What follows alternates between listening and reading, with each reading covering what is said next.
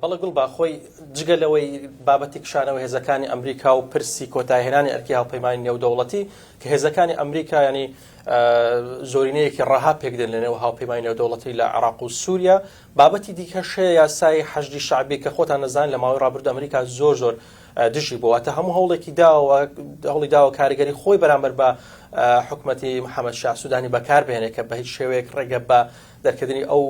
یاسایەنەدات لە پەرلەمانی عێراقەوە دەشبینین تەڕادەیەکی زۆر لە پەرلەمانیش پاشەکشە بەم یاسایەکراوە، بەڵام پرسی ئەنی کۆتایی هاتنی هاوپەیمانی نێودەوڵەتی و شانوی هێزەکانی ئەمریکا ئێستا پرسێکی زۆر گەرمە لە ئەمریکا و لە ناوەندەکانی تیکتانک یاخود لەو پەیمانگانی کە قسە لەسەر پەیوەندیەکانیوان عێراق و ئەمریکا دەکەن. من ئەمەوێت زیاتر ئەم بابەتە لەگەڵ میوانەکەم تارا شوان کە ئەو بەرپرسی پەیمانگەی ئابووری کوردی ئەمریکی و چاودێری پەیوەندیەکانی نێوان عێراق و ئەمریکاشە. زیاتر ئەم مژارە لەگەڵ ئەو باسکەم تارا خان زۆر سوپاس. ئەو چەند ڕۆژە بابەتێکت نووسی و لەسەر ئەرکی کۆتایی هاتنی ئەرکی هاوپەیمانی نێودەوڵەتی.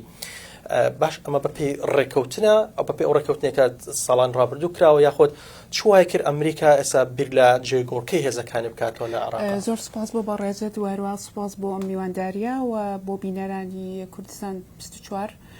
وەکەمو من دەزانین ئەمریکا لە ساڵ دیسەمبەری 2014 لە عێراقا بۆ جەنگی دژ بە داعش ئەوە لە هاوپەیمانەتێکی نێودەوڵەتی چەندەها وڵاتی زلهێسی جیهانی لەگەڵەوەکو کەنەدا و بەریتانیا و ئەڵمانیا و چەندەها وڵاتێکی تر، بەڵام بە سەرۆکایەتی ئەو هێزە هاوپەیمانیە بە سەرۆکایەتی ئەمریکا بووە لە عێراق لەسەر داواکەری حکوومەتی عێراق خۆی بووە. لە 2021 ئەو هێزی هاوپەیمانیە ڕۆڵیان گۆڕاوە لە هێزێکی جەنگی بۆ هێزێکی ڕاوێژکاری و مەشقکردن. بێلەوە لە 2024 کە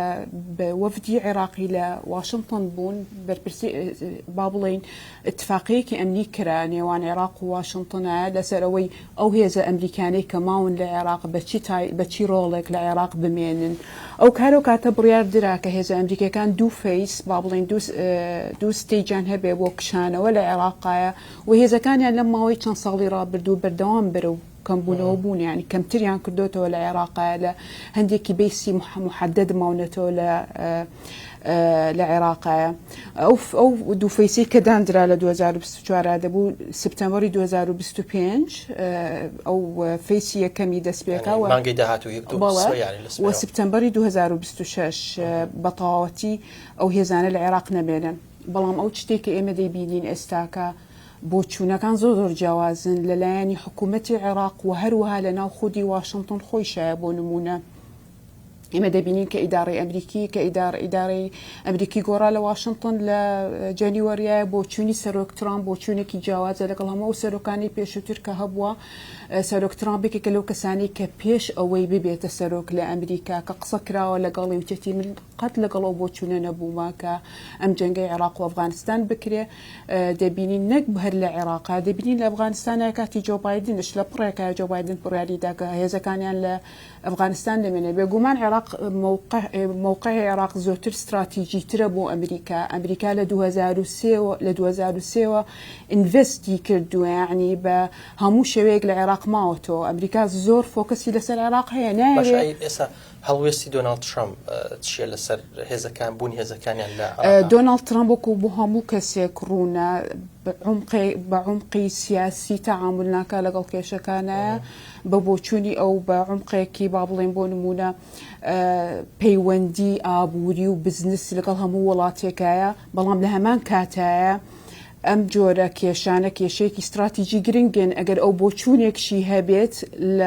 لەوانەیە لە چاوپێکەوتنێکیان لە شتێکە بڵێ، بەڵام دواتر دەگەڕێتەوە بۆ پنتاگۆن بۆ ستیت دیپارتمنت. ئەوانە زیاتر یعنی با بڵێن دراسەتی عمقی استراتیژی کێشەکان دەکەن. ئەو کێشەیە کە با بڵێن ئەم وەزعی کە هەیە ئێستا کە بوونی ئەمریکیەکان لە عێراقایە دراست دەکرێت ریسەرچ دەکرێت لەسەری ئەگەر بیانەوە بکشێنشەوە یعنی ستیجی بۆ دائەندرێت. هەرچەند دێسە خۆی یعنی هێزەکان بوونیان لە عێراق زۆر کەم بۆتەوە، بەڵام وەزعی تازە لە ئارادا بۆ نمونە وەزعی سووریا ئەمریکا حکمڕانی لە سووریا گۆڕاوە داعش جموجۆڵی زۆر هەیە لە ناوچەکە ئەوان نانێ چەندەها ساڵە لە عێراق بوونە لە 2023 لە عێراق بوونە نزیک 5,000 سەربازی ئەمریکیان ڕۆیشتووە لێ نانێ ئەم هەموو هەوڵەی کە دایانە لە عێراق بەبێ دیراست هەروە بچێت بۆ چوونەکان یعنی لە هەردوو لایەن دەبینین حتا لە عێراقشە هەندێک گروپ هەیە کە سەر بە ئێرانن زیاتر ئەوانە زۆر توندن لەسەرەوەی کە دەڵێن ئەمریکا بە هیچ شێوەیە نابێت لە عێراق بمێنێتەوە محەممەد شیع سوودانی سەرۆک وەزیرانی عێراق دەیەوێت باڵانسێک ڕاگرێ نێوانەوەی وەکو ئەمریکا گەورەترین وڵاتە لە جیهانایە یعنی پەیوەندی خۆی لەگەڵی باش بە بەڵام لە هەمان کاتایە لە ناو خودی شیعەکان خۆی هەیە زۆر گروپ کە سەر بە ئێرانن کە دەڵێ بانەمێنێ سۆ محەممەد شیع سوودانیش هەندێک جار بۆ چوونەکانی هەندێک جیاوازە لە آخر لێ دوانیە هەفتەی ڕابردوو دەڵێ بەپی پلانە ئەمنیەکەی کە هەمانە لەگەڵ ئەمریکیەکان دوای ئەوەی ئەو مودەی کە بۆمان دانراوە هیچ هۆکارێک نبینین کە ئەمریکەکان لە عێراق بمێنەوە بەڵام ببوورە ئەشڕم پێت وایە ئەمریکا مەدانەکە چۆڵکە کە عێراق و خۆت باس کرد شوێنێکی زۆر گرنگە بۆ ئەمریکا مەدانەکە چۆڵکە بۆ گروپە میلیشاکانی سەر بە ئێران هەژمونی ئێران لە عێراق زیاتر بێت نا بێگومان نایکەن ئەو چتا لەبەرەوەی زۆر لە لیزگۆ ئاگایان لە وەزعی عێراقەوە با بڵێن دەزانن عێراق زۆر لەژێر ئەزمموی ئێرانە یعنی عێراق بەجێ نایڵن بۆ ئێران بە هیچ شێوەیە لەبەرەوەی دەبینین بەتایبەتی ئێرانە کێشانەی نێوان ئێران و ئیسرائیل هەیە ئێستاکە نایەنێ ئێران بەقەوەتر بێ لە منطقەکە گەر عێراقی بەتاواتی بۆ بەجێبێلن و کۆنتترۆڵی هەموو عێراق بکات و ئەوە ئێران بەهێزترەکە نەکەرێکە وەزعی عێراق زۆر خراپ دەکات دواتر موڤمنتێک هەیە لە کۆنگرس ئێستا پێڵێ فری عێراق فڕۆم ئیران ئەو موڤمنتە لە کۆنگرسە ئەوە زۆر دژ بەوەیە کە ئەمریکەکان بەتاواتی عێراق بەجێبێنن لەبەرەوەی دەڵێ ئێستاکە حالی حاضر هەژموری ئێران زۆر لە عێراق بەقەوەتە ئەو کاتێک کە بەجێ بڵین چۆن دەبێت زۆر زیاتر بەهێز دەبێت حتا لە پێتوای لە ڕووی ئابووری شۆ چونکە خۆتان زانن ئەمریکا کۆمپانیاکی زۆری هەیە لە عێراق و بەرهێنانێکی زۆری کردووە لە عێراقا یعنی ئەگەر هێزەکانیان ناوچەکە بەجێبێن ڕەنگە ئەو بازرگانیشان کەوتەژە بێگومان ئەگەر تۆ بۆ گەشەپێدانی ئابووری و هەر کۆمپانیەکی بەتایبەتی و کۆمپانیای گەورانە هەندی کۆمپانیای نەوت هەیە بودجەیان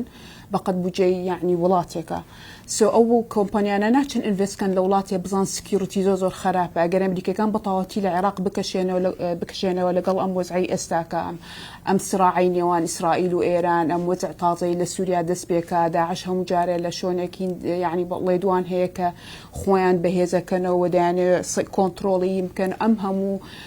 سراعە هەیە لە منطقەکە ئەمە هیچ شتێکی باش نییە لەلایەنی ئابووریەوە بۆ کۆمپانیانەی کە لەوێ بن سۆ ئەمانە هەمووی بەرچاو دەگیری یعنی دیراسە دەکرێت کە بیانێ بەتاواتی لە عێراق بکشێنەوە بەپێی ئەو پلانەی کە ئیستش هەیە کە آخر فەیسی وجودی ئەمریکی لە عێراق لە سپتەمبەری 2026 بەپێی ئەوەش ئەمریکەکان بەتاواتی عێراق بەجێ نایێنن. باشە زۆر سپاس تارەخان تارە شوان بەرپرسی